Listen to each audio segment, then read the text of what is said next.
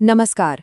अगर आप एसएससी जैसे किसी भी कॉम्पिटिटिव एग्जाम की तैयारी कर रहे हैं तो ये तो जानते ही होंगे कि करंट अफेयर्स में अवार्ड्स और ऑनर्स से जुड़े सवाल कितने ज़रूरी होते हैं।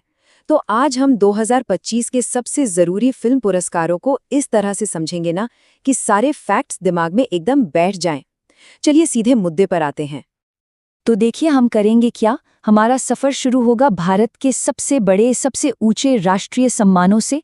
फिर हम बात करेंगे इंडियन सिनेमा के सबसे बड़े व्यक्तिगत सम्मान यानी दादा साहेब फाल्के अवार्ड की।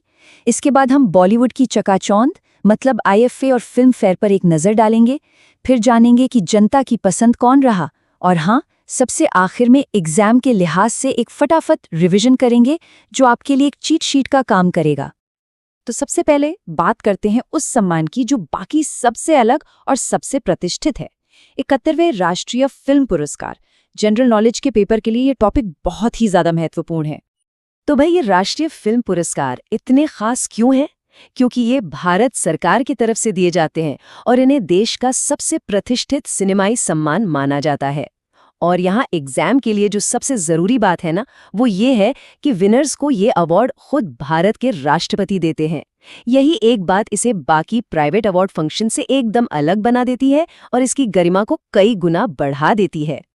ये 2025 में दिया गया 71st एडिशन था।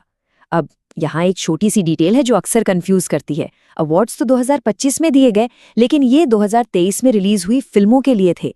जूरी को फिल्में देखने और फैसला करने में जो वक्त लगता है, उसकी वजह से ये 1-1.5 साल का गैप आ जाता है।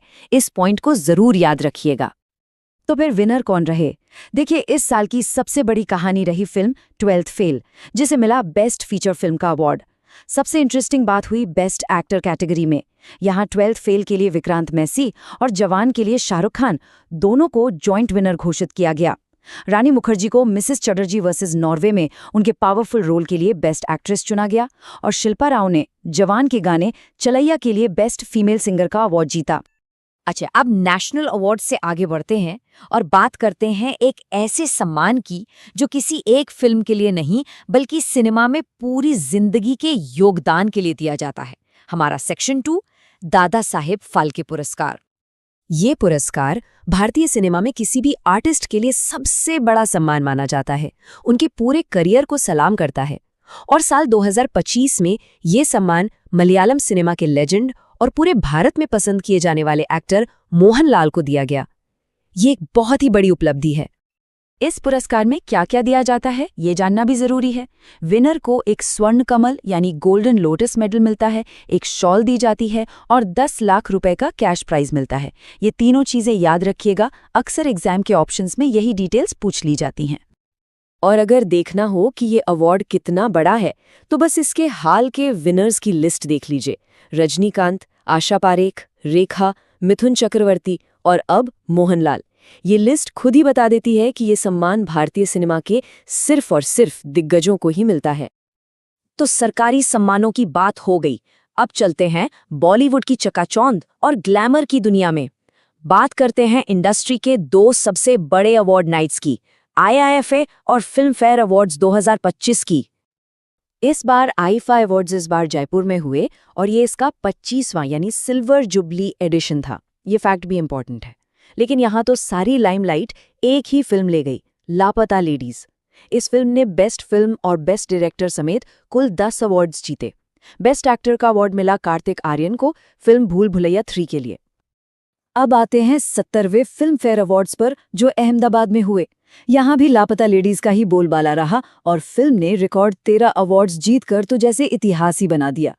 किरण राव एक बार फिर बेस्ट डायरेक्टर बनी और देखिए यहाँ भी बेस्ट एक्टर का अवार्ड शेयर हुआ अभिषेक बच्चन और कार्तिक आर्यन के बीच।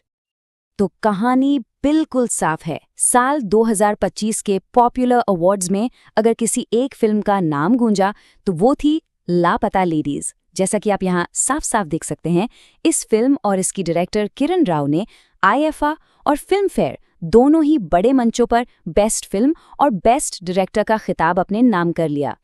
लेकिन फिल्मों के अलावा एक एक्टर भी थे जिनके लिए ये साल किसी सपने से कम नहीं था, और वो नाम है कार्तिक आर्यन। कार्तिक आर्यन ने तो इस साल बेस्ट एक्टर अवार्ड्स की हैट्रिक ही लगा दी। पहला IFI में भूल भुलैया 3 के लिए, दूसरा फिल्म फेयर में चंदू चैंपियन के लिए अभिषेक बच्चन के साथ, और तीसरा जी सिने अवार्ड्स में एक बार फिर भूल भुलैया 3 के लिए। ये पैटर्न याद रखने में बहुत आसान रहेगा। चलिए अब जल्दी से अपने चौथे सेक्शन पर चलते हैं, जो पूरी तरह से दर्शकों की पसंद को दिखाता है, जी सिने अवार्ड्स 2025। ये अवार्ड्स मुंबई में हुए और यहाँ जनता का फैसला थोड़ा सा अलग था। बेस्ट फिल्म का अवार्ड गया स्त्री 2 को, लेकिन बेस्ट एक्टर का अवार्ड एक बार फिर कार्तिक आर्यन को ही मिला भूल भुलैया 3 के लिए, और इसी के साथ उनकी हैट्रिक भी पूरी हो गई। चलिए अब सब कुछ समेटते हैं। हम आ गए हैं अपने फाइनल और सबसे जरूरी सेक्शन पर। इसे आप अपनी परीक्षा के लिए हाई यील्ड रिवीजन शीट समझ सकते हैं। एग्जाम से ठीक पहले रिवीजन के लिए ये एकदम परफेक्ट है। फटाफट दोहराते हैं। राष्ट्रीय पुरस्कार, भारत का सर्वोच्च सिनेमाई सम्मान जिसे राष्ट्रपति देते हैं, 71वां एडिशन 2023 की फिल्मों के लिए। Best feature film 12th fail और best actor jointly Shahrukh Khan और विक्रांत मैसी। ये पॉइंट सबसे ज्यादा जरूरी हैं, इन्हें तो रट लीजिए। और दादा साहब फाल्के पुरस्कार की की फैक्ट्स। भारत का सर्वोच्च लाइफ टाइम सम्मान, स्थापना 1969 में हुई। पहली विनर थी देविका रानी। ये हिस्टोरिकल फैक्ट्स स्टैटिक जीके के लिए बहुत इंपॉर्टेंट है। और 2025 के विनर हैं मोहनलाल। चाहे तो इस स्लाइड का एक स्क्रीनशॉट लेकर रख सकते हैं। तो ये थे 2025 के बड़े अवार्ड्स और उनके विनर्स, जो आपकी परीक्षा के लिए बेहद जरूरी हैं। लेकिन जाते जाते एक सवाल छोड़कर जा रहा हूं, क्या अवार्ड्स ही किसी कला की उम्र तय करते हैं? सोचिए, आज से 10 साल बाद हम इनमें से कौन सी फिल्म और कौन से परफॉर्मेंस को सच में याद रखेंगे? इस पर सोचना काफी दिलचस्प होगा।